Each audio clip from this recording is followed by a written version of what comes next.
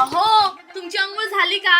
नाही, मगासपासून तुमच्या मोबाईलवर सारखा पूनमचा फोन येतोय. मी कॉल उचलू का? नाही म्हणजे मी तिला सांगेन की तुम्ही आता अंघोळ करताय, मग तुमची अंघोळ झाली की लगेच तिला कॉल कराल म्हणून. अहो हे घ्या, तुमचा टिफिन रेडी आहे. आणि आज मी पुरणपोळी केली आहे ना, मला 2 पुरणपोळ्या मी एक्स्ट्रा दिल्यात. हा म्हणजे काय, तुम्ही रोज पूनम सोबत लंच करता ना, आणि तुम्ही स्वतः उपाशी राहून तुमचा डबा तिला खायला देता. त्यापेक्षा मी 2 पुरणपोळ्या एक्स्ट्रा दिल्यात, म्हणजे तुम्ही तिला पण द्याल आणि तुम्ही पण खाल.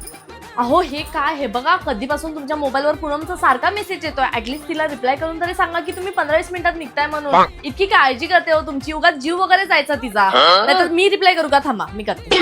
अहो मला तुमच्या बॅग मध्ये ही ट्रेनची तिकीट मिळाली. तुम्ही तर कार मधून जाता, मग ही ट्रेनची तिकीट कशी? अच्छा, तुम्ही फिरायला गेलेलात पूनम सोबत. तुम्ही ना इतके विसरभोळे आहात ना, तुम्हाला लक्षातच राहत नाही. ही तिकीट बाहेरच फाडून फेकून द्यायची ना. काय तुम्ही पण. बरं ठीक आहे, आताच जाऊ दे, नेक्स्ट टाइम लक्षात ठेवा, काळजी घ्या.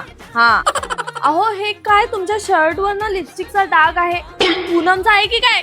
अय्या, अहो पण हे काय, ती इतक्या चीप क्वालिटीच्या लिपस्टिक वापरते. नाही नाही, एक काम करा, तुम्ही पहिला तिला मॉल मध्ये घेऊन जा आणि चांगली ब्रँडेड लिपस्टिक घेऊन द्या. म्हणजे कसं पुढच्या वेळेस शर्टला डाग नाही लागणार ना. एक सेकंड. हे काय, तुम्ही इथे पायरीवर बसून इतकं हळू कोणाशी फोनवर बोलताय? पूनमशी बोलताय का? मग तुम्ही इथे कशाला बसलात? आरामात रूम मध्ये बसून बोला ना. हवं तर मी पायरीवर बसते आणि मी कानात एअरफोन घालून बसेन, म्हणजे मला काहीच ऐकू येणार नाही. बस तुम्ही त्रास करून घेताय. या या, आरामात बसून बोला, या.